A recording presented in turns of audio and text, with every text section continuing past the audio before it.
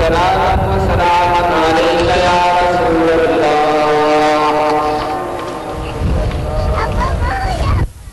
नाम ही नाम है जो कुछ है हकीकत के सिवा, नाम ही नाम है जो कुछ है हकीकत के सिवा, रास्ता कोई नहीं उनकी शरीयत के सिवा। पाक रोजे भी थे, सजदे भी, ज़कात और हज भी। पाक रोजे भी थे, सजदे भी, ज़कात और हज भी। काम ना आया महशर में कुछ उनकी रहमत के सिवा, काम ना आया महशर में कुछ उनकी रहमत के सिवा। और शामियाना नहीं खुर्शीद क़यामत के लिए, शामियाना नहीं खुर्शीद क़यामत के लिए, काली कमली के सिवा क्या करे तरफ के सिवा। आप लोग बैठे हैं, शामियाना नहीं है, मुझे बड़ा अफसोस हो रहा है कि भाई शामियाने के नीचे आप दूर में बैठे हैं। मैंने कहा था कि इनके लिए भी शामियाना होता है। माना मेरे बहुत और शौक से मोहब्बत के नाम से लाए हैं, अल्लाह ताला के शामियाना नहीं खुर्शीद क़यामत के लिए, काली कमली के सिवा क्या करे गलत के सिवा। नाम ही नाम है जो कुछ है हकीकत के सिवा, रास्ता कोई नहीं उनकी शरीयत के सिवा। मन्ना अलैना रब्बुना इब्बाअस मुहम्मदा अय्यदहु बिअयदिही अय्यदना बिअहमदा अरसलहु मुबश्शिरन अरसलहु मुमज्जदा सल्लु अलैहि दाइमन सल्लु अलैहि सर्मदा सल्लल्लाहु अलैहि नबिय्यिल दीवानी सल्लल्लाहु अलैहि वसल्लम सलातु व सलामुन अलैका या सय्यदी या रसूलल्लाह।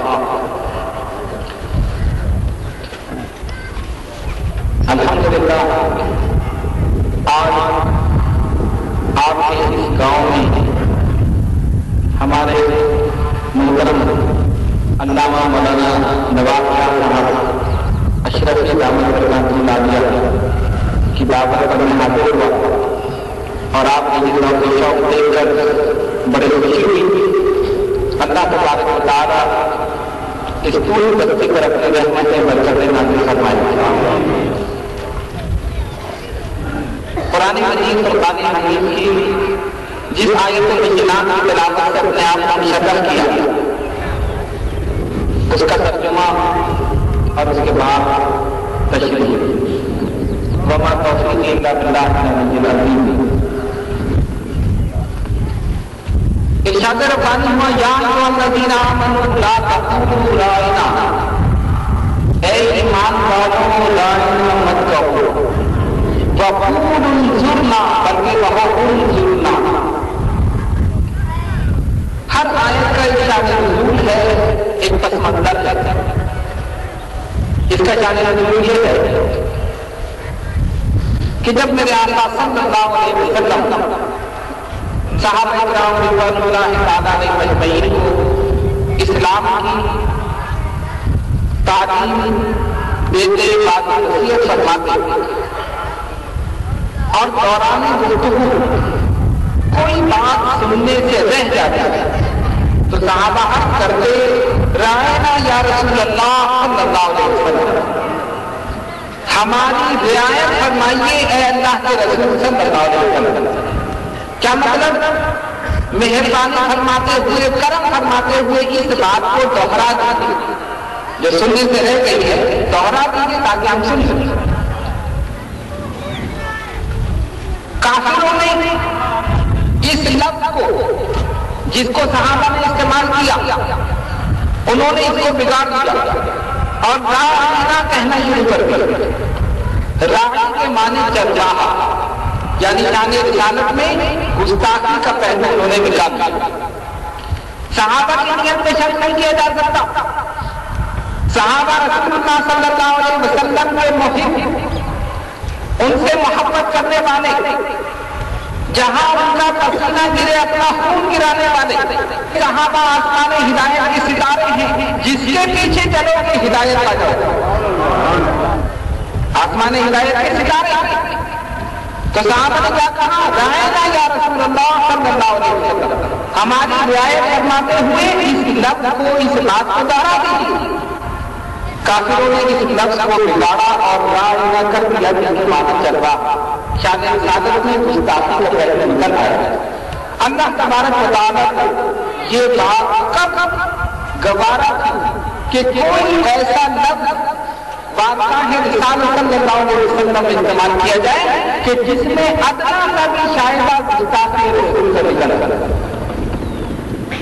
آیا. آیت ربانی نازل فرمائی یا ایھا الذین آمنوا لا تقولوا راعنا، اے ایمان والو آج سے تم اس لفظ کو استعمال نہ کرو، راعنا مت کہو. یعنی جب میرے آقا صلی اللہ علیہ وسلم گفتگو فرما رہے ہوں، تقریر فرما رہے ہوں، بات و نصیحت فرما رہے ہوں اور کوئی بات کوئی لفظ تمہارے سننے سے رہ جائے تو تم راعنا مت کہنا. کیا کہو؟ انظرنا یا رسول اللہ صلی اللہ علیہ وسلم. انظرنا کا کیا مطلب؟ ہماری طرف نظر فرمائیے. مفسرین کرام نے فرمایا انظر عن اللطف والکرم، انظر عن اللطف والرحمہ، اے اللہ کے حبیب رحمت اور کرم کی نظر فرمائیے، لطف و کرم کی نظر ہمارے اوپر فرمائیے. صحابہ نے یہی لفظ استعمال کرنا شروع کر دیا. اب دیکھیے قرآن نے کتنا پیارا لفظ ہمیں دیا، انظرنا یا رسول اللہ صلی اللہ علیہ وسلم، اے اللہ کے حبیب علیہ السلام ہماری طرف نظر فرمائیے، ہماری طرف نظر فرمائیے. غور کیجیے اگر کسی کی طرف اللہ کے حبیب علیہ السلام کی نظر ہو جائے تو اس کی دنیا کی کامیاب آخرت کی طرف اس کا بیڑا ہی پار ہو جائے. جس کی طرف اللہ کے حبیب علیہ السلام نگاہ کرم فرما دے، نگاہ رحمت فرما دے، وہی دنیا میں بھی کامیاب اور انشاءاللہ آخرت میں بھی کامیاب.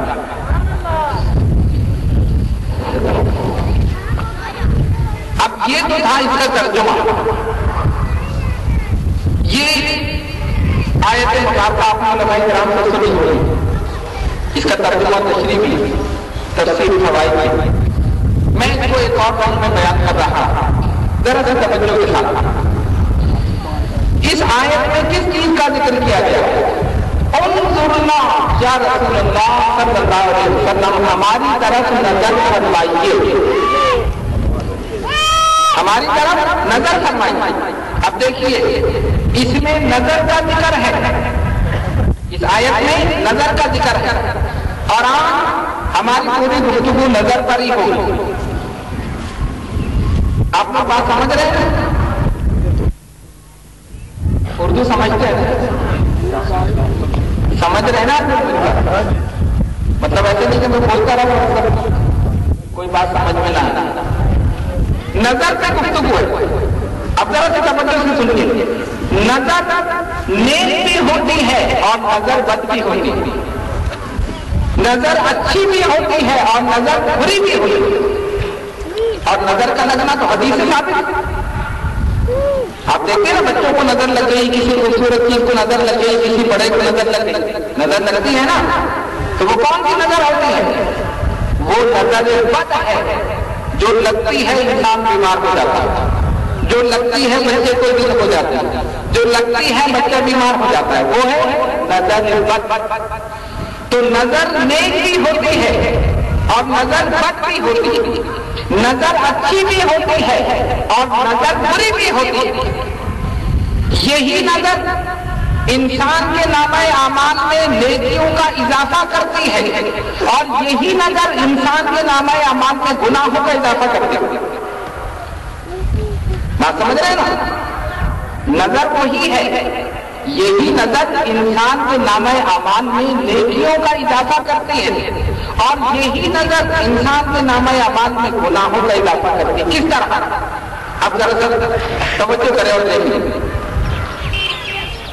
یہی نظر نامحرم کے چہرے پر قصداً بار بار پڑے تو گناہ بن جاتی ہے. نامحرم کے چہرے پر قصداً بار بار پڑے گناہ بن جاتی ہے. اور یہی نظر حج کے بعد والدین کے چہرے پر پڑے تو حج عمرے کا ثواب لے کر لوٹتے.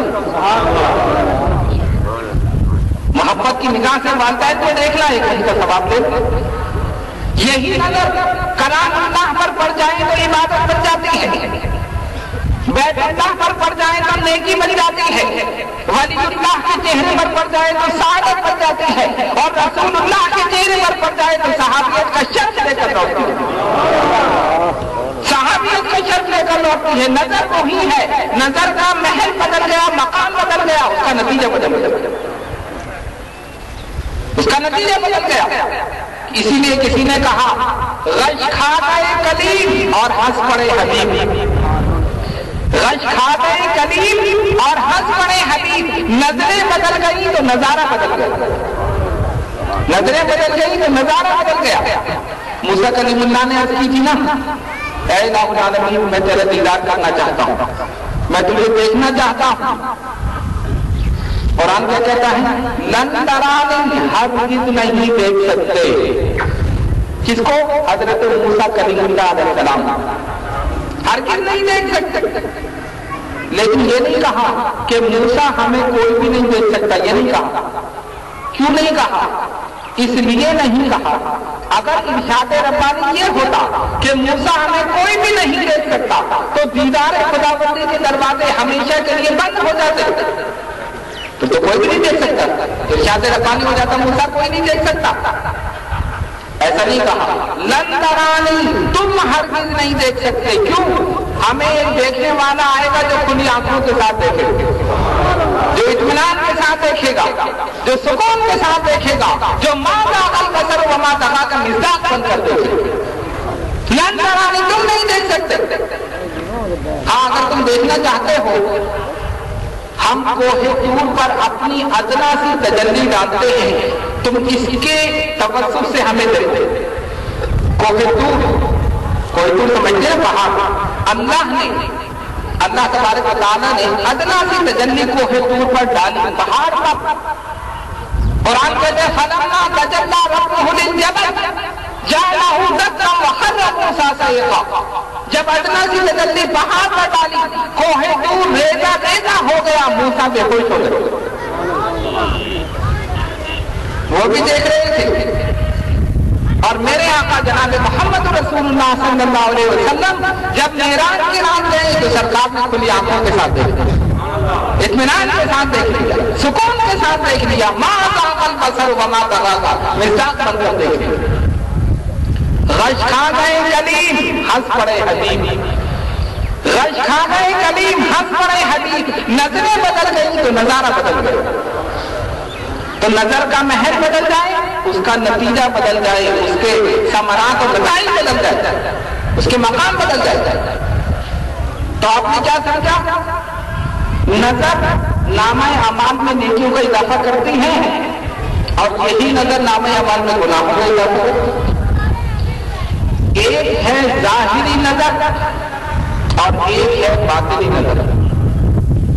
ایک ظاہری نظر ہے نا جو ہم دیکھ رہے ہیں، آپ مجھے دیکھ رہے ہیں، میں آپ کو دیکھ رہا ہوں، یہ ظاہری نظر ہے۔ لیکن ایک ہے باطنی نظر۔ جانتے ہو باطنی نظر کون سی ہے؟ جو دل کی آنکھ، جو اللہ والوں کے پاس ہے، اور یہ اللہ کے پاس وہ باطنی نظر ہے۔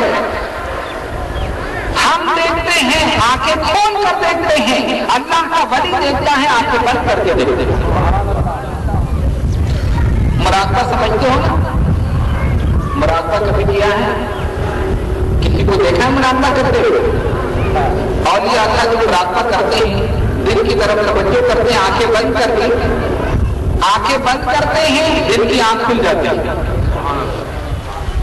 اسی لیے کسی نے کہا الٹی ہی چال چلتے ہیں دیوان گانے عشق، الٹی ہی چال چلتے ہیں دیوان گانے عشق، آنکھوں کو بند کرتے ہیں دیدار کے لیے، آنکھوں کو بند کرتے ہیں دیدار کے لیے۔ ارے دیدار کے لیے آنکھیں کھولی جاتی ہے، بند کی جاتی ہے؟ بتاؤ، آنکھیں کھولی جاتی ہیں؟ بھئی آپ کسی کو دیکھیں گے آنکھیں کھول کر دیکھیں گے نا، بند کر کے تو نہیں دیکھیں گے۔ اور اتنی شان کیا ہے؟ آنکھوں کو بند کرتے ہیں دیدار کے لیے۔ ہم آنکھیں کھول کر اتنی دور نہیں دیکھ سکتے جو آنکھیں بند کر کے اللہ کا ولی دیکھ سکتا۔ آنکھوں کو بند کرتے ہیں دیدار کے لیے، وہ آنکھیں بند کرتے ہیں، دل کی آنکھ کھل جاتی ہے، پوری کائنات ان کے سامنے۔ ہمارے سلسلہ شرعیہ کی بانی تاریخ السلطنت محبوب جلسانی حضرت مخدوم سلطان سید اشرف جہانگیر سمنانی نور اللہ مرکز ایک سفر پہ تشریف لے جا رہے ہیں. آپ نے سیاحت فرمائی پوری دنیا کی. ایک راجہ کو آپ سے عقیدت ہو گئی, بڑی اس کی زمینیں تھیں, بہت بڑا زمیندار تھا. کہا حضور میں کچھ نظر پیش کرنا چاہتا ہوں. عقیدت محبت. فرمایا کیا پیش کرے گا؟ سرکار میری زمینیں بہت ہیں, تا حد نگاہ میری زمین. اب غور کر کتنا بڑا زمیندار ہوگا, جہاں تک نگاہ جائے وہاں تک اس کی زمین. اتنا بڑا زمیندار. میں آپ کو کچھ زمین دینا چاہتا ہوں. حضرت مسکراتی, جس نے سلطنت کو چھوڑ دیا ہو وہ زمینیں لے کر کیا کرے گا؟ وہ زمینیں لے کر کیا کرے گا؟ کہا حضور میں پیش کرنا چاہتا ہوں. فرمایا اچھا کیا دے گا؟ کہا آپ اس ٹیلے پر کھڑے ہو جائیں, جہاں تک آپ کی نگاہ جائے گی وہاں تک زمین آپ کو دے دیں گے. اور وہ دنیا دار آدمی کا نہیں سمجھا. وہ سمجھا ہو سکتا ہے اتنی نگاہ کوئی زیادہ دے دو, زیادہ دور تک دیکھتے ہو. کہا نہیں حضور میں دے دوں گا. کہاں سن لے جہاں تک میری نگاہ جا رہی ہے دے نہیں سکے گا. کہا نہیں حضور دے دوں گا. اچھا وہاں تک دے دے گا, پھر تو بھی میرے ساتھ کھڑا ہو جائے. خود تیرے پر کھڑے ہوئے, اس کو بھی اپنے ساتھ کھڑا کیا اور ہاتھ کا اشارہ کیا تو سامنے سبز گنبد نظر آ رہا. کہا فقیر کی نگاہ تو یہاں تک جا رہی ہے کہ یہاں تک دے سکتا ہے. قدموں پہ گرتے اور یہاں تک نہیں دے سکتے. یہی ہم کہہ رہے تھے, جہاں تک میری نگاہ جا رہی ہے تو دے نہیں سکتے. یہ ہے نا فضل کی نگاہ. اگنا ہٹا پڑی آج پر نگاہ ڈالے تو سدرت المنتہا میں آگے پہنچ جائے اور سر پر ڈالے تو سر پر پہنچ. یہ ظاہری نگاہ نہیں ہے, یہ باطنی نگاہ ہے. یہ دل کی آنکھ ہے. ظاہری آنکھ بند کر لو, باطنی آنکھ کھل جاتی ہے اور انسان کی کائنات کو دیکھتا ہے. اور کیا اعظم کا اشارہ نہیں, حسین غوثیہ میں میرے غوث نے فرمایا تھا نظرت الى کلام اللہ جمعا دخل لنا حکم اتفاق. میں پوری کائنات کو اپنی ہتھیلی پر اس طرح دیکھتا ہوں اس طرح سے رائی کا دانا. تم رائی کے دانے کو ہتھیلی پر رکھ کر بیٹھ جاؤ, تم رائی کے دانے کو دیکھو گے میں پوری کائنات کو دیکھتا ہوں. غوث اعظم ہمارے عقیدہ کو نظرت اللہ جمعا مناسب ہے. اسی طرح باطنی مناسب ہے. صاحب وقت ہے, نقبا ہے, نجبا ہے, اقطار ہے, پھر قطب اقطار ہے, پھر اقطاب ہے, پھر غوث اعظم. تو یہ غوث اعظم کی نگاہ ہے. غور کرو, جب غوث اعظم کی نگاہ یہ ہے تو رسول اعظم کی نگاہ کیا ہوگا؟ جب ولی کی نگاہ یہ ہے تو نبی کی نگاہ کیا ہوگا؟ اسی لیے ہم جہاں بھی اس مقام پر بھی محفل میلاد منعقد کرتے ہیں اس یقین کے ساتھ کرتے ہیں کہ ہمارے آقا جناب محمد رسول اللہ صلی اللہ علیہ وسلم سن رہے ہیں اور اپنی شان کے مطابق جواب عطا فرمائیں. مدینہ طیبہ میں ہے, پوری کائنات کو دیکھ رہے ہیں. ارے جب غلام کا یہ حال ہے تو امام کا کیا حال ہے؟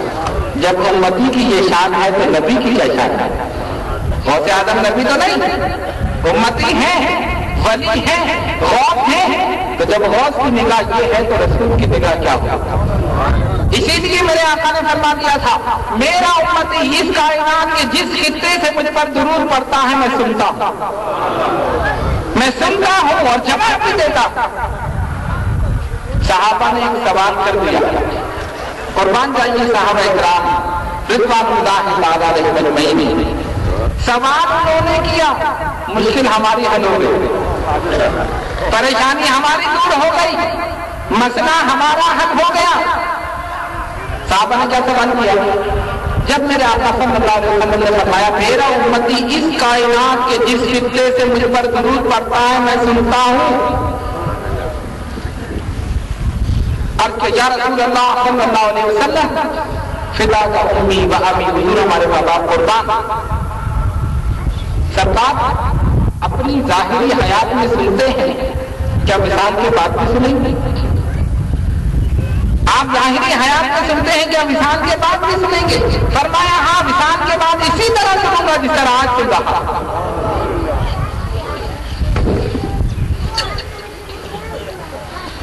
وصال کے بعد اسی طرح سنوں گا جس طرح آج سن رہا ہوں۔ اور اگر صحابہ سوال نہ کرتے تو وہ دوسرے لوگ جو بہانہ ڈھونڈتے ہیں کہ کوئی ایسے مسئلہ ہمیں ملے، کوئی بات ایسے ملے کہ ہم بدعقیدگی کو پھیلا دیں، وہ کہتے ہیں کہ دیکھو سرکار نے فرمایا میں سنتا ہوں، تو وہ تو اپنی حیات مبارکہ میں تھا، وہ تو جب دنیا میں تھے تو سنتے تھے، جب چلے گئے تو نہیں سنتے مانگے۔ صحابہ نے سوال ہی کر دیا، اے اللہ کے حبیب علیہ السلام آپ سنتے ہیں آج، کیا وصال کے بعد بھی سنیں گے؟ کہاں وصال کے بعد اسی طرح سے۔ اور سرکار نے کب فرمایا؟ اس وقت جب کوئی ظاہری ذریعہ سننے کے لیے نہیں تھا۔ آج کے دور میں اگر کوئی یہ کہے کہ امریکہ میں اگر کوئی شخص بیٹھے تو میں اس کی یہ بات یہاں سنتا ہوں، تو لوگ کہیں گے ہاں باقی صحیح ہے، ٹیلی فون سے سن لیں، ٹیلی فون موجود ہے نا، موبائل سے سن لے گا، پی ٹی سی ایل سے سن لے گا، انٹرنیٹ کے ذریعے دیکھ بھی دے گا، سن بھی دے گا۔ آج کے دور میں کہے کوئی پریشانی نہیں، سب مان لیں گے۔ اور بات آئی میرے آقا صلی اللہ علیہ وسلم کی، سرکار اس وقت فرما رہے ہیں 1400-1500 سال پہلے، جب نہ موبائل تھا، نہ کوئی ٹیلی فون تھا، نہ وائرلیس تھا، نہ ٹیلی ویژن تھا، نہ انٹرنیٹ تھا، کوئی ظاہری ذریعہ نہیں تھا، اس وقت میرے آقا نے فرمایا پوری کائنات میں جہاں سے مجھ پر درود پڑے میں سن رہا۔ اور صحابہ نے کیا کہا؟ صحابہ نے یہ نہیں کہا کیا رسول اللہ آپ کیسے سنیں گے، کیسے سنیں گے؟ یہ کسی نے کہا؟ کسی نے نہیں کہا۔ کسی صحابی نے یہ سوال نہیں کیا کیسے سنیں گے، کیوں؟ اس لیے نہیں کیا کہ وہ صحابی تھے، وہابی نہیں تھے۔ صحابی تھے، وہابی نہیں تھے۔ اگر کوئی وہابی ہوتا تو وہ کہتا نہیں کیسے سنیں گے، کیوں؟ اس لیے کہ لوگ اپنے اوپر رکھ کے سوچتے ہیں کہ جب ہم نہیں سنتے تو یہ بھی نہیں سنتے۔ ارے بے وقوف، تم امتی ہو وہ نبی ہے، تم خاک پر چلتے ہو میرا نبی عرش پر چلتا ہے، تم فرش میں چلتے ہو وہ عرش پر چلتا ہے، کیسے ان کی مثل ہو سکتے ہو؟ ان کی نالان پاک سے لگے ہوئے ذروں کی مثل نہیں ہو سکتے۔ تو صحابہ نے مجھے کیسے چلیں گے، کیوں؟ اس لیے صحابہ اکرام رضوان اللہ تعالیٰ علیہ مجمعین جانتے تھے جب انہوں نے کہا ہے تو یقیناً سنیں گے، جب انہوں نے کہا میں سنتا ہوں تو یقیناً سنیں گے۔ یہ صحابہ کا ایمان تھا، اور الحمدللہ ایسا نہیں، ہم اہل سنت والجماعت کا یہی ایمان ہے، یہی یقین کامل ہے کہ اس پوری دنیا میں جہاں بھی جس مقام پر جس وقت ہم درود و سلام کا نذرانہ پیش کریں، آپ سنتے ہیں اپنی شان کے مطابق جواب دیتا ہے۔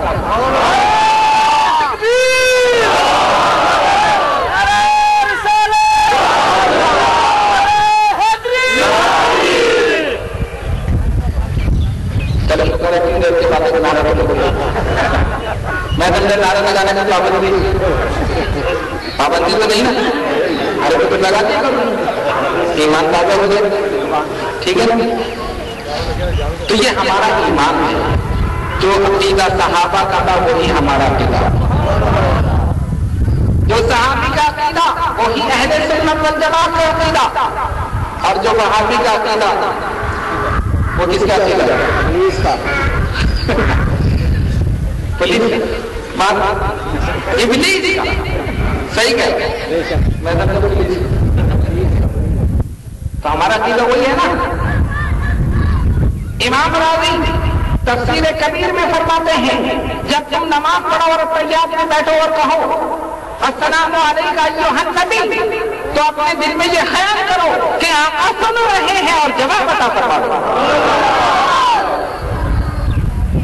امام راضی فرماتے عظیم المرتبہ امام تو جو ان کا عقیدہ وہی اہل سنت والجماعت کا عقیدہ.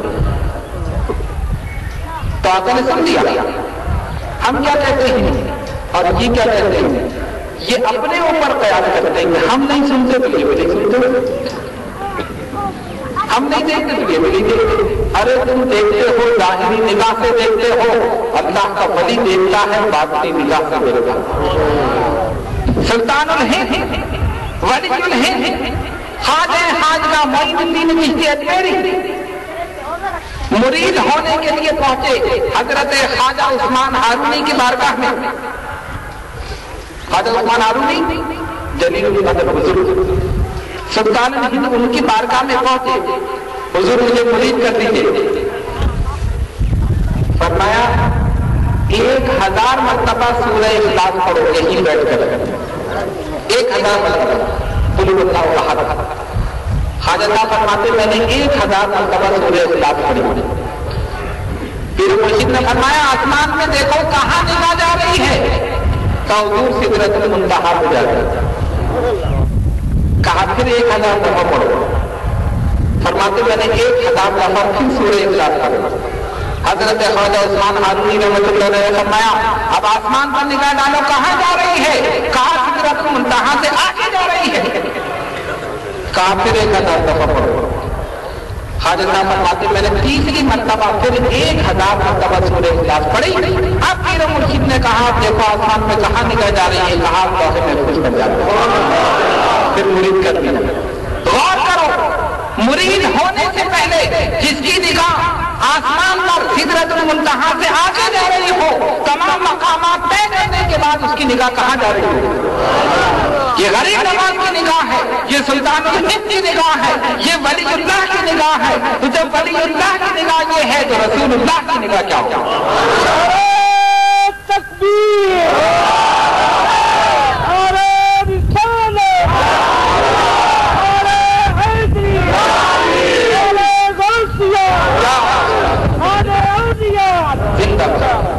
اب پتہ چلا نا کہ سنی بیٹھے ایمان تازہ ہو. تو بات کہاں سے چلی, ایک ظاہری نگاہ ایک باطنی نگاہ. ظاہری نگاہ کی حد ہے, باطنی نگاہ کی کوئی حد نہیں. آپ کتنی دور دیکھ سکتے ہیں, 10 فٹ 20 فٹ 50 فٹ 100 فٹ, اور دوربین لگا لیں 1000 فٹ.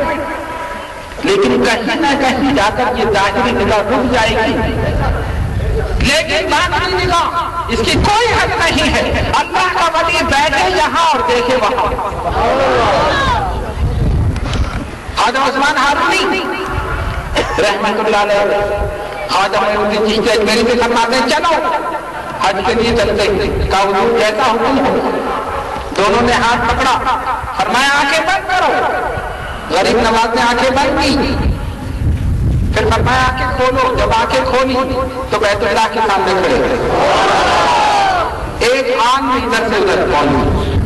فرماتے میں نے پیر و مرشد کے ساتھ حج کیا. بارگاہ رب العزت میں خواجہ عثمان ہارونی رحمۃ اللہ علیہ نے سلطان الہند غریب نواز کو پیش کیا. اے الہ العالمین, یہ میرا مرید غریب نواز معین الدین چشتی اجمیری تیری بارگاہ میں حاضر ہے, مولا اسے قبول فرما دے. حاکم غیبی سے آواز آتی ہے, ہم نے اس کو قبول کر لیا.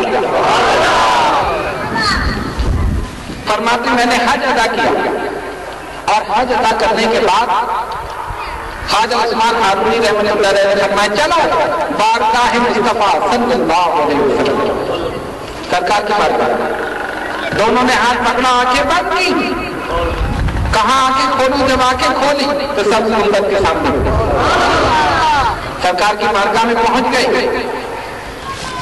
اور اب پیر و مرشد ارشاد فرماتے ہیں بارگاہ رسالت میں سلام پیش کرو.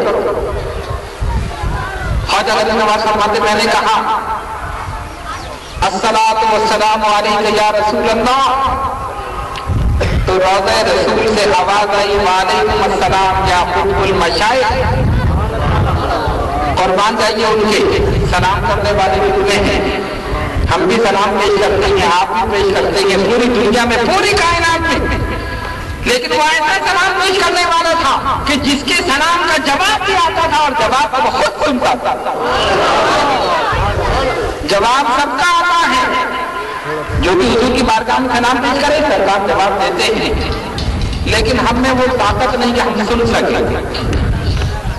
वो अल्लाह के वली, अल्लाह के मकबूल बंदे कि जवाब भी आ रहा है, सरकार ने कबूल फरमा लिया और वहीं से फिर हिंदुस्तान का रुख किया।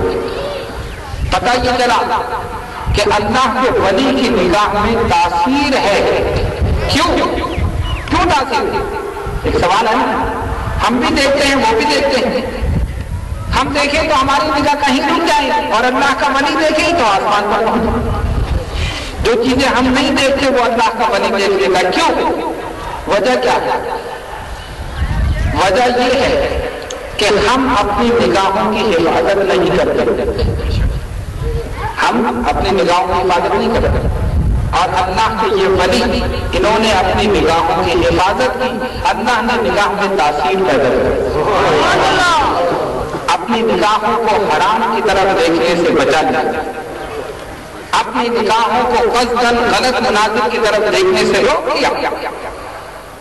जिसने अपनी निगाहों को बगदाद में बचा लिया उसे गौसुल आजम कहते हैं। जिसने अपनी निगाहों को अजमेर में बचा लिया उसे गरीब नवाज कहते हैं। जिसने अपनी निगाहों को कचौचे में बचा लिया उसे मखदूम अशरफ जहांगीर समदानी कहते हैं। जिसने अपनी निगाहों को मेहरौली में बचा लिया उसे कुतुबुल आफ्ताब कुतुबुद्दीन बख्तियार काकी कहते हैं। जिसने अपनी निगाहों को लाहौर में बचा लिया उसे दाता गंगा खानी हिजवेरी कहते हैं। और जिसने अपनी निगाहों को बरेली में बचा लिया उसे इमाम अहमद रजा कहते हैं। ये सब अपनी निगाहों की हिफाजत करने वाले हैं। इन्होंने निगाहों की हिफाजत की, अल्लाह ने निगाह में तासीर पैदा कर दी। निगाह हमारे पास भी है, निगाह अल्लाह के वली के पास भी है। हम हिफाजत नहीं करते, वो निगाहों की हिफाजत करते। यही निगाह उनके पास है, यही निगाह गौसे आजम के पास, यही निगाह गरीब नवाज के पास, यही निगाह कुतुबुल आफ्ताब के पास, यही निगाह दाता गंगा खानी हिजवेरी के पास, यही निगाह हमारे पास। लेकिन हम वो चीजें नहीं देख सकते जो अल्लाह का वली देखता। तो अपनी निगाहों की हिफाजत कीजिए ताकि अल्लाह तबारक व तआला निगाह में तासीर पैदा करे। हम दुआ करते हैं, दुआ कबूल नहीं होती। क्यों? हम झूठ बोलते हैं, गीबत करते हैं, चुगली खाते हैं, एक दूसरे की दिल आजारी करते हैं, धोखा देते हैं, फहशगोई करते हैं। जबान में कैसे असर पैदा होगा? झूठ बोलने से जबान का असर खत्म हो जाता है, चुगली खाने से जबान का असर खत्म हो जाता है, गालियां देने फहशगोई से जबान का असर खत्म हो जाता है। जब ये सारे काम किए, जबान का असर खत्म हो गया और फिर कहते दुआ कबूल नहीं हुई। अल्लाह के वली ने अपनी जबान को झूठ से रोक लिया, गीबत से रोक लिया, चुगली से रोक लिया, किसी की दिल आजारी से रोक लिया। हम आबाद अल्लाह उसके रसूल के जिक्र में मशगूल रखा, अल्लाह ने जबान में असर पैदा कर दिया। जो जबान से निकला वही हो गया। हजरत बाबा फरीद शकरकंद रज़ियल्लाहु ताला तशरीफ फरमा है। आपको शक्कर से बड़ी मोहब्बत, शक्कर बड़ी पसंद। एक ताजिर गुजर रहा है सामने से, ऊंटों पर शक्कर के बोरे। हजरत ने फरमाया क्या लेके जा रहा है? उसको पता था कि हजरत को शक्कर पसंद है। दिल में सोचा कि ऐसा नहीं कहते कि यहाँ उतार दे, हजरत को शक्कर पसंद है ना, कहेंगे बोरी मेरे लिए उतार दे। तो उसने झूठ बोला, हजरत नमक है, नमक लेके जा रहे हैं शक्कर। और बाबा फरीद से कहते हैं नमक। आपने फरमाया नमक ही होगा, नमक है तो नमक ही होगा। चला गया, सोचा होगा कि मैंने तो हजरत को झूठ बोल के धोखा दे दिया। जब मंजिल मकसूद पर पहुंचा और सारे बोरे उतारे, सब नमक ही नमक, वो शक्कर नमक में तब्दील हुई। अब सर पीट रहा है, ये क्या हो? ऑर्डर तो मुझे शक्कर का मिला था, ये नमक कहां से आ गया? फिर ख्याल आया कि हाँ अल्लाह के वली से झूठ बोला, ये सजा मिली। दोबारा पहुंचा हजरत की बारगाह में, हुजूर मैं माफी चाहता हूँ, मैं तो शक्कर लेके जा रहा हूँ। आपने सवाल किया, मैंने झूठ बोल दिया। और मैं सुनो, अल्लाह के वली से झूठ मत बोला करो, अल्लाह के वली से मजाक न किया करो। सच सच बात बता। क्या हुजूर वो शक्कर थी? फरमाया शक्कर थी तो शक्कर ही हो जाएगी। देखा तो कोई शक्कर हो, जो जबान से निकल रहा है हो रहा है। क्यों? अपनी जबान की हिफाजत की, झूठ से, गीबत से, चुगली से, हर चीज से जबान को महफूज कर लिया। हमारा अल्लाह उसके रसूल सल्लल्लाहु अलैहि वसल्लम के जिक्र में अपनी जबान को मशहूर रखा। अल्लाह ने जबान में असर पैदा कर दिया। एक आदमी हाजिर होता, हुजूर मेरी 2 लड़कियां हैं, मैं उनकी शादी करना चाहता हूं, पैसा नहीं। अच्छा, बाबा फरीद फरमाते एक हांडी लेकर आओ, मिट्टी की हांडी। वो ले आया, फरमाए 2 मिट्टी के डले बनाओ। वो बना के ले आया। आपने 3 मरतबा सूर्य चांद पढ़ के उस पर दल दी और मिट्टी के डले हांडी में रख दिए। कहा इसको ढकना, ढक के अपने ताक में रख देना। 3 दिन के बाद खोल के देखना, ये सब मिट्टी सोना बन जाएगी। उस सोने को बेचकर अपनी जरूरत पूरी कर। देखा ठीक, ले गए। 3 दिन के बाद खोल के देखा तो वो मिट्टी के डले, सोने के डले बेच दिया। बच्चियों की शादी कर दी, पैसा बच गया। अब 3 दिन के बाद फिर जरूरत पड़ी, उसने ये तो बड़ा अच्छा नुस्खा हाथ आया, इसी तरह सोना बनाऊं बेचू जाऊं। इंसान की फितरत है, सोना बनाने की तरकीब अगर मिल जाए तो कुछ करने की जरूरत नहीं। फिर दोबारा वो लेकर आया मिट्टी की हांडी और वही डले बनाए। कहा हजरत ने 3 मरतबा पढ़ी थी, मैं 10 दफा पढ़ूंगा। 10 दफा सूरह इखलास पढ़ के दम की और रख दिया। 3 दिन के बाद खोल के देखा, वही मिट्टी की मिट्टी, कोई सोना नहीं बना, वही मिट्टी। हैरान नहीं, ये क्या होगा? हजरत ने तो 3 मरतबा पढ़ी, मैंने 10 दफा पढ़ी। पहुंचा बाबा फरीद के पास, ये मसला हुआ था, आपने 3 मरतबा सूरह इखलास पढ़ी थी, 3 दिन के बाद मिट्टी सोना बन गई। मैंने 10 दफा पढ़ी, वही मिट्टी की मिट्टी रही। अब सुनो बाबा फरीद का इरशाद, जो सुनने और याद रखने के काबिल। फरमाया हांडी वही है, मिट्टी वही है, बाबा फरीद की जबान कहां से लाएगा? अरे वो जबान को लेकर आ कि जिस जबान से जो निकले वो उसी वक्त हो जाए, मिट्टी को सोना बना दे। तो जो जबान मिट्टी को सोना बना दे, बाबा फरीद की बात है, तेरे पास कहां से आ जाए?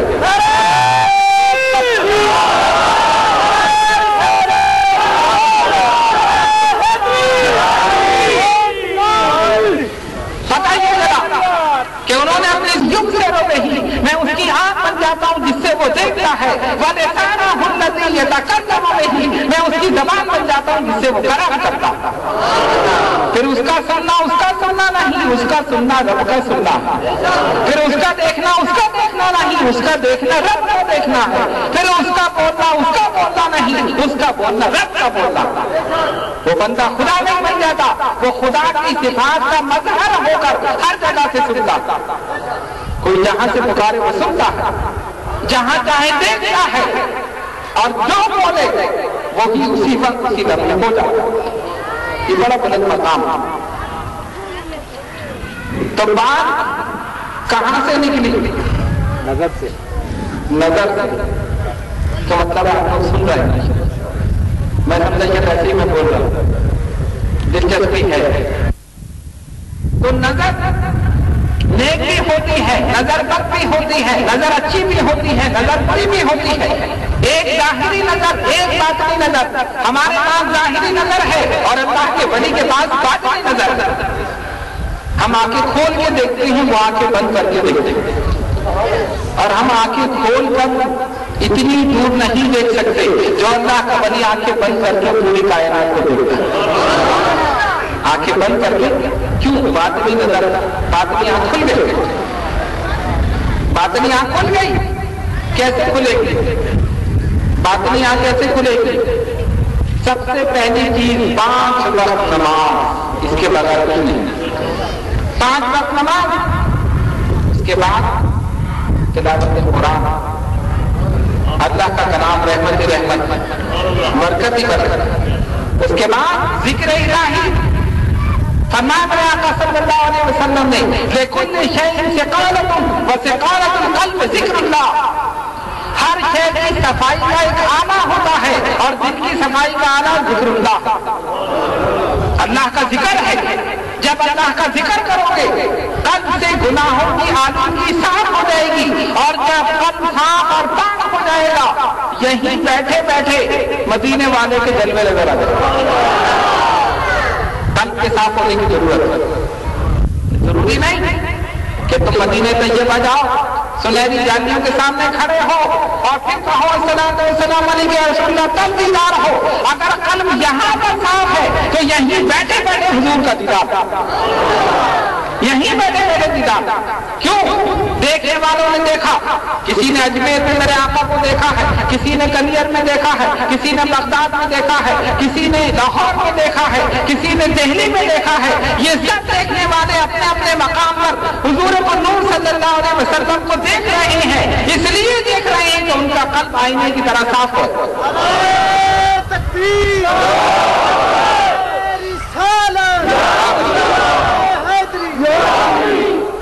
قلب آئینے کی طرح صاف ہے۔ اب دیکھو آئینے کی مثال میں نے اس لیے دی، آئینے کے سامنے کھڑے ہو تو کیا نظر آتا ہے؟ چہرہ نظر آئے۔ آپ آئینے کے سامنے کھڑے ہو، آئینے کا کام کیا ہے؟ جو اس کے سامنے آئے اس کو اپنا آنکھ دکھا دے، یہ آئینے کا کام۔ تو اگر یہ دل گناہوں کی آلودگی سے پاک ہو جائے، صاف ہو جائے، تو اسی میں رسول اللہ صلی اللہ علیہ وسلم کا جلوہ نظر آتا۔ لیکن صاف کرنے کے لیے کوشش کی ضرورت ہے۔ اب دیکھو ایک شیشہ ہے، اس پر اگر گرد و غبار ہے، خاک پڑی ہے، تو ایک کپڑا لے کر جھاڑو صاف ہو جائے گا، ایک کپڑے جھاڑنے صاف ہو جائے گا۔ لیکن اگر ایک شیشے پر تیل گر جائے اور تیل کے اوپر مٹی آ جائے تو پھر جھاڑنے سے صاف ہوگی نہیں، پھر اس کو رگڑنے کی ضرورت پڑے گی،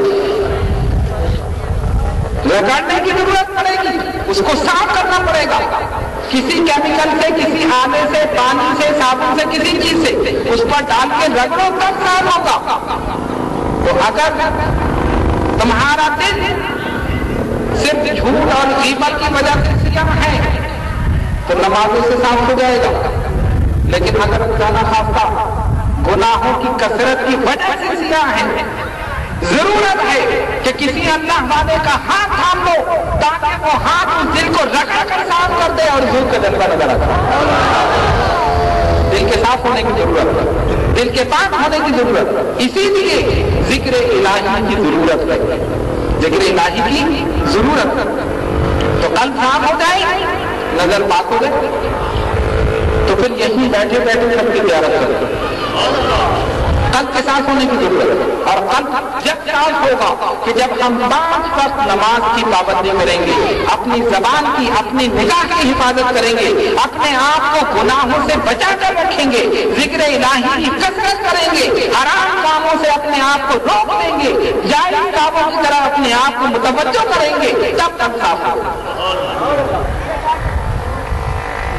تو پھر دیکھو یہاں بھی کامیاب اور وہاں بھی کامیاب۔ تو نظر نیک بھی ہوتی ہے اور نظر بد بھی ہوتی ہے، نظر اچھی بھی ہوتی ہے، نظر بری بھی ہوتی ہے۔ الحمدللہ ایسا نہیں، ہم اہل سنت والجماعت اسی لیے بے فکر ہیں کہ اہل سنت والجماعت تب ایک طرف غوث جیلانی کی نظر ہے تو دوسری طرف مجدد الفسانی کی نظر ہے، بزرگان دین کی نگاہ کرم ہے، اور سب سے بڑھ کر رسول اللہ صلی اللہ علیہ وسلم کی نگاہ کرم۔ قرآن نے ہمیں لفظ دیا انظرنا یا رسول اللہ صلی اللہ علیہ وسلم، اے اللہ کے رسول ہماری طرف نظر فرمائیے۔ اور خدا کی قسم جس کی طرف میرے آقا جناب محمد رسول اللہ صلی اللہ علیہ وسلم کی ایک نگاہ کرم ہو گئی، دنیا میں بھی کامیاب، آخرت میں بھی کامیاب، اس کو پھر کسی نگاہ کی ضرورت نہیں، اس کو پھر کوئی نگاہ بد اس کو نقصان نہیں پہنچا سکتی اگر اللہ کے حبیب کی ایک نگاہ کرم پر پڑے۔ بس ہمارے محترم بھائی گروپ میں بیٹھے ہیں، مجھے بڑی شدت سے اس بات کا احساس ہے۔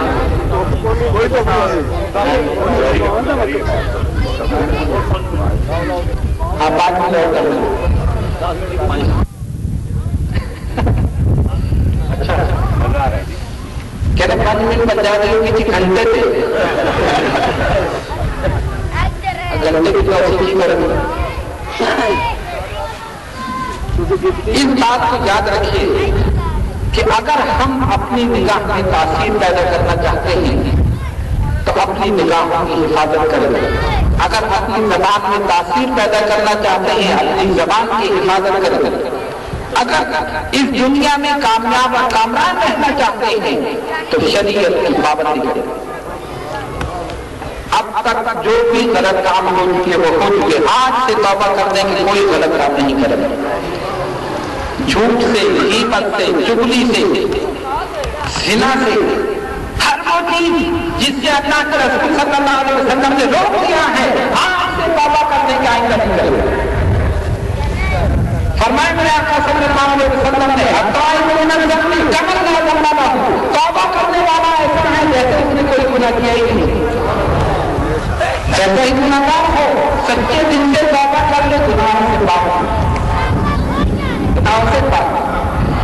تو بات کہاں سے کریں گے؟ نظر ایک دن حضرت علی شیر خدا رضی اللہ عنہ تشریف فرما تھی، حضرت جبریل علیہ السلام آئے اور اپنی حیت کو تبدیل کر دی تاکہ پہچانے سے جائے کون ہے، اور حضرت کہتے ہیں علی آپ باپ مدینہ العلم ہیں، سرکار کو فرمایا انا مدینہ العلم وادی اللہ کو میں علم کا شہر ہوں، حدیث کا دروازہ ہے، انا مدینہ الحکمہ وعلی اللہ، میں حکمت کا شہر ہوں، حدیث کا دروازہ ہے۔ تو بتائیے جبریل اس وقت کہاں ہے؟ کسی نے سوال کیا؟ حضرت جبریل نے حضرت علی کرم اللہ زمینوں میں ہے نہ آسمانوں میں ہے، میرے خیال سے تو ہی جبریل ہے۔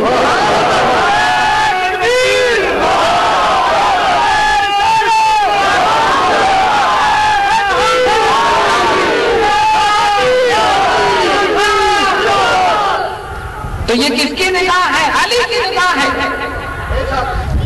ایک نظر زمین میں ڈالی ساری زمینوں کو دیکھ لیا، ایک نظر آسمان پر ڈالی سارے آسمانوں کو دیکھ لیا، کہا جبریل نہ زمینوں میں ہے نہ آسمانوں میں ہے، تو ہی جبریل ہے۔ تو پہلے تم نے ولی کی نگاہ دیکھی تھی، اب علی کی نگاہ دیکھو، وہ ولی کی نگاہ تھی، یہ علی کی نگاہ ہے۔ تو جب علی کی نگاہ یہ ہے تو علی جس کے غلام ہے اس کی نگاہ ہے، اس کی نگاہ کی کیا شان ہے۔ اسی لیے جب میرے آقا صلی اللہ علیہ وسلم کی بارگاہ میں درود پڑھو، خشوع اور خضوع کے ساتھ پڑھو، محبت کے ساتھ پڑھو، اس یقین کے ساتھ پڑھو کہ آقا سن رہے ہیں اور جواب بھی عطا فرما رہے ہیں۔ اللہم صلی علی سیدنا مولانا محمد وعلی آل سیدنا مولانا محمد صلاۃ دائمۃ بدوام الملک الحی القیوم۔ تو یہ علی کی نگاہ ہے، تو نگاہ ان کے پاس بھی تھی اور نگاہ ہمارے پاس بھی ہے، ہم دیکھ سکتے ہیں نہیں۔ اب آپ اپنے آدمی کی نگاہ دیکھو، مدینہ طیبہ میں خطبہ دے رہے ہیں اور حضرت ساریہ وہاں سے میلوں دور جہاد میں مصروف ہیں۔ فاروق اعظم مسجد نبوی میں منبر رسول پر اور خطبے کے دوران فرما رہے ہیں یا ساریہ الجبل، یا ساریہ الجبل، اے ساریہ پہاڑ، اے ساریہ پہاڑ۔ صحابہ نے دیکھا کہ امیر المومنین نے یہ کیسا جملہ کہہ دیا۔ حضرت ساریہ تو یہاں سے سینکڑوں میل دور جہاد میں جنگ میں مصروف ہیں اور یہ یہاں مسجد نبوی میں مدینہ طیبہ میں فرما رہا ہے ساریہ پہاڑ، ہے ساریہ پہاڑ، ساریہ پہاڑ کو دیکھو۔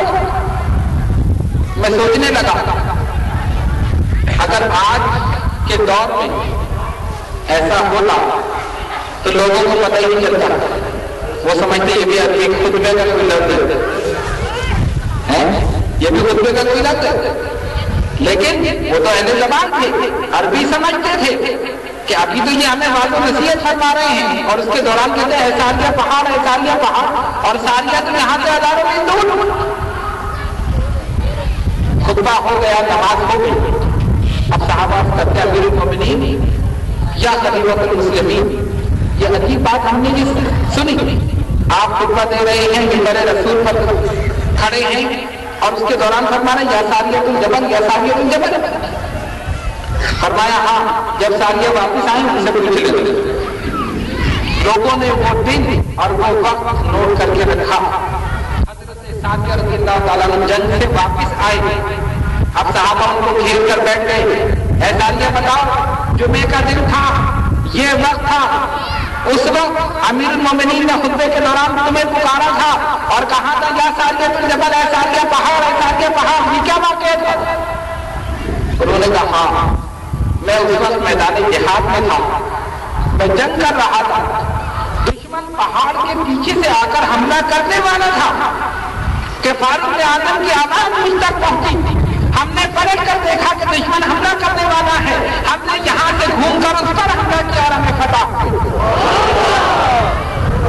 غور کرو، رسول اللہ صلی اللہ علیہ وسلم کا ایک خلیفہ، ان کا جانشین مسجد نبوی میں منبر رسول پر ہے، ایک طرف مسلمانوں کو واضح و نصیحت کر رہا ہے اور دوسری طرف میدان جنگ میں ہدایت دے رہا ہے، دیکھ لیا اپنی آواز کو پہنچا کر دیا۔ اس سے یہ پتہ چلا کہ دور سے مدد بھی کی جا سکتی ہے، آواز بھی پہنچائی جا سکتی ہے۔ وہ لوگ کہتے ہیں نا دور سے مدد نہیں کر سکتا، قریب ہوگا تبھی مدد کرے گا۔ فاروق اعظم نے بتا دیا دیکھو میں نے دور سے مدد بھی کر دی۔ حضرت ساریہ نے کہا اگر امیر المومنین کی آواز ہم تک نہ پہنچتی، دشمن پہاڑ کے پیچھے سے حملہ کرتے اور ہمیں شکست ہو جاتا۔ فاروق اعظم کی نگاہ دیکھو، ایک طرف بات و نصیحت فرما رہے ہیں اور جب ان کی توجہ میدان جنگ کی طرف ہوئی، میدان جنگ کا پورا نقشہ ان کے سامنے آ گیا۔ اسی لیے میں یہ کہتا ہوں کہ جب فاروق اعظم کی نگاہ یہ ہے تو رسول اعظم کی نگاہ کیا ہو؟ غلاموں کا یہ حال ہے تو امام کا کیا حال ہے؟ امتی کی یہ شان ہے تو نبی کا کیا مقام ہے؟ یہ تو بے وقوف ہیں جو سمجھتے نہیں۔ ختم اللہ علی قلوبہم وعلی سمعہم وعلی ابصارہم غشاوہ، اللہ نے ان کے دلوں پر مہر لگا دی۔ ہم تو اولیاء اللہ کو دیکھ کر نبی کی عظمت کو پہچانتے ہیں، ولی کی نگاہ کو دیکھ کر نبی کی نگاہ کا اندازہ کرتے ہیں، ولی کی شان کو دیکھ کر نبی کی شان کا اندازہ کرتے ہیں۔ ایک واقعہ پیش کر کے پھر میں اپنی گفتگو کو ختم کروں، اس لیے بھی ٹائم زیادہ ہو چکا اور ہمارے لیے معزز حضرات گروپ میں بیٹھے ہیں جس کا شدت صرف ایک واقعہ پیش کر کے پھر اس کا نتیجہ پیش کرتا ہے۔ ایک بزرگ دیکھیں، عالم جو ہوتا ہے وہ دلیل پیش کرتا ہے اور ولی جو ہوتا ہے وہ آنکھ سے دکھا دیتا ہے، پریکٹیکل کر دیتا ہے، ٹھیک ہے نا۔ ایک بزرگ جن کا نام حضرت سید حسن رسول نما رحمت اللہ تعالیٰ، پھٹے پرانے لباس میں ایک چھوٹی سی لکڑی ان کے ہاتھ میں، ٹہلتے ہوئے ایک مقام پر پہنچے، دیکھا کہ ایک عالم دین، ایک محدث حدیث شریف بیان کر رہے ہیں، طلبہ بیٹھے ہیں اور گفتگو ہو رہی ہے معراج النبی صلی اللہ علیہ وسلم، سرکار کی معراج پر۔ اور کیا گفتگو ہو رہی ہے کہ حضور معراج پر کیسے گئے، اس پہ گفتگو، آسمانوں سے کیسے گزر گئے، زمین کی حدود سے کیسے نکل گئے، یہ ساتوں آسمانوں سے سدرۃ المنتہا سے کیسے گزر گئے۔ استاد نے دلیل پیش کی، شاگرد نے توڑ دی، شاگرد نے پیش کی، استاد نے توڑ دی، یہ سلسلہ جاری رہا، دونوں دلیلیں پیش کرتے رہے۔ انہوں نے کہا ایسے گئے، انہوں نے کہا نہیں ایسے نہیں جا سکتے، انہوں نے کہا ایسے گئے، انہوں نے کہا نہیں جا سکتے۔ تو یہ بزرگ جو تھے حضرت سید حسن رسول نما، ان کے پاس چھوٹی سی لکڑی تھی، اس کو گھما رہے، یہ وہاں پر پہنچے، انہوں نے کہا بھائی کیا مسئلہ ہے، کیا بحث ہو رہی ہے؟ کہا مسئلہ یہ ہے کہ نبی کریم علیہ الصلوۃ والسلام معراج پر کیسے گئے، آسمانوں سے کیسے گزر گئے، اس بات پر بحث ہو رہی ہے۔ انہوں نے کہا میں بتاؤں کیسے گزر گئے، میں بتاؤں۔ انہوں نے دیکھا یہ پھٹے پرانے کپڑے ہیں، ہاتھ میں چھوٹی سی لکڑی، یہ فقیر مجذوب یہ ہمیں کیا بتائے گا؟ ہم تو علمی بات کر رہے ہیں، ہم تو غریب سے بات کر رہے ہیں، یہ بیچارہ بے علم آدمی کیسے بتائے گا؟ انہوں نے کوئی توجہ نہیں دی، اپنی بحث اور مباحثے میں چل رہے، یہ سنتے رہے، پھر وہ گفتگو کرتے رہے، کیسے گئے، ایسے نہیں جا سکتے، ایسے جا سکتے، ایسے نہیں جا سکتے۔ جب پھر بحث کافی پڑی، انہوں نے پھر روکا ان کو، رک جاؤ میں بتاؤں کیسے گزر گئے۔ انہوں نے کہا کہ دلیل سے پوچھیے کیا بتاتا ہے، ہم تو بہت بڑے عالم ہیں، ہم تو دلیلوں سے بات کریں گے، فقیر ہمیں کیا سمجھائے گا کہ اللہ کے حبیب علیہ السلام کیسے گزر گئے؟ چلو اس سے پوچھو ذرا کیا بتاتا۔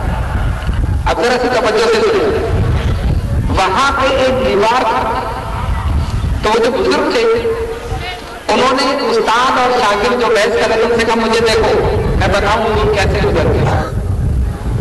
ایک دیوار تھی، وہ اس طرف گئے، لکڑی ہلاتے ہوئے آئے، دیوار کے اندر سے ادھر سے ادھر نکل گئے، اور وہاں سے آئے دیوار کے اندر سے ادھر نکل گئے۔ کہاں ایسے گزر گئے جیسے میں گزر گئے؟ تم خامخواہ بحث کر رہے ہو کیسے گزر گئے، آسمانوں سے کیسے گزر گئے، سدرۃ المنتہا سے کیسے گزر گئے؟ ارے یہ دیوار ہے، میں دیوار کے اندر سے کیسے گزر گیا؟ جیسے میں گزر گیا ایسے گزر گئی، اور میں تو غلام ہوں وہ تو آقا ہے، میں تو غلام ہوں وہ تو آقا ہے۔ جب غلام کی یہ شان ہے تو آقا کی کیا شان ہے؟ دکھا دیا، پریکٹیکل کر دیا۔ کہا جب بھی جسم کثیف اس میں سے گزر سکتا ہے تو وہ جسم لطیف جو نور ہی نور ہے وہ کیسے نہیں گزر سکتا؟ یقیناً گزر سکتا ہے، ایسے گزر گئے جیسے ہم گزر گئے۔ گفتگو ختم ہو گئی، بحث مباحثات ختم۔ پتہ یہ چلا کہ اللہ کا ولی جب دکھا دیتا ہے تو پھر تمام بحث مباحثہ ختم ہو جاتا ہے۔ اگر میں آخری نتیجہ اپنے گفتگو کا پیش کروں، اور وہ یہ ہے کہ اگر ہم اپنی نگاہوں کی حفاظت کریں تو ہماری نگاہوں میں اثر ہو، اپنی زبانوں کی حفاظت کریں تو ہماری زبانوں میں اثر ہو، باعمل بنیے، نماز کی 5 وقت پابندی کیجیے، حقوق اللہ حقوق العباد کو پورا کیجیے، ان تمام چیزوں پر عمل کرتے رہیے۔ یہی آخری آج کی اس تقریر کا نچوڑ ہے، اسی پر عمل کریں، انشاءاللہ یہاں بھی کامیاب وہاں بھی کامیاب۔ اللہ تبارک و تعالی ہم سب کو نبی پاک علیہ السلام کے بتائے ہوئے راستے پر چلنے کی توفیق عطا فرمائے۔ وآخر دعوانا الحمدللہ رب العالمین۔